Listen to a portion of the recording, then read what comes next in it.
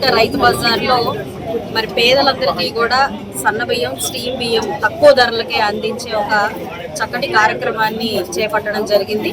మనకు పౌర సరఫరాల మంత్రివర్యులైన నాదెండ్ల మనోహర్ గారు చేపట్టిన ఒక అద్భుతమైన కార్యక్రమానికి ఈరోజు ఈ రైతు బజార్లో శ్రీకారం చుట్టడం జరిగింది. అయితే రేషన్ కార్డు ఉన్న వాళ్ళందరికీ కూడా ఈ అదనంగా సన్న బియ్యాన్ని తక్కువ ధరలోకి వాళ్ళు మిత్తంగా వాడుకునే ఈ బియ్యాన్ని తక్కువ ధరలకి ఇచ్చే ఒక కార్యక్రమం ఇది. అవసరమైన వాళ్ళందరూ కూడా ఈరోజు మార్కెట్లో 52-58 రూపాయలు ఉన్న సన్న బియ్యాన్ని 50 రూపాయలకే ఇచ్చే పరిస్థితి. అదేవిధంగా 62 రూపాయలు ఉన్న స్టీమ్డ్ బియ్యానికి 52 రూపాయలకే అందిస్తున్న పరిస్థితి. రేట్లు పెరిగిపోతున్నాయి అన్న ఆవేదనతో పేదలందరూ కూడా ఇబ్బంది పడుతున్న క్రమంలో ఈ యొక్క ఆలోచనని తీసుకొచ్చి వారికి తక్కువ ధరలకే పంపిణీ చేయాలి అని చెప్పి ఇస్తున్న పరిస్థితి ఉంది. అనేక మంది లబ్ధిదారులు దీన్ని తీసుకొని వాళ్ళ వెళ్ళడం కూడా జరిగింది.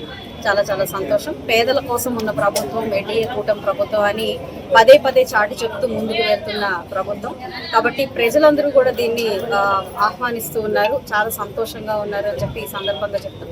గతంలో కూడా రేట్లు పెరిగిపోయిన టైంలో, కందిపప్పు రేట్లు పెరిగిపోయిన టైంలో కూడా దాన్ని తక్కువగా రాయితీతో కందిపప్పును అందజేయడం కూడా ఈ కార్యక్రమం కూడా ఈ చుట్టుకుంట రైతు బజార్లోనే చేపట్టడం జరిగింది. సో చాలా చాలా మంచి కార్యక్రమంగా మేము కూడా భావిస్తూ ముందుకు వెళ్తూ ఉన్నాము. ఇప్పటికే ఈ రేషన్ డీలర్ల వాళ్ళందరికీ కూడా మీ మాటల రూపంలో ఎవరికి కావాల్సిన వాళ్ళు సరుకులన్నీ పెట్టుకొని కూడా ముందుకెళ్ళొచ్చు అని చెప్పి ఆల్రెడీ ఒక చక్కటి నిర్ణయం తీసుకోవడం జరిగింది. మరి అదే క్రమంలో పేదలకు ఇబ్బంది పడకుండా ఈ సన్న బియ్యాన్ని కూడా తక్కువ ధరలకే అందించే ప్రోగ్రామ్ను కూడా చేపట్టడం జరిగింది.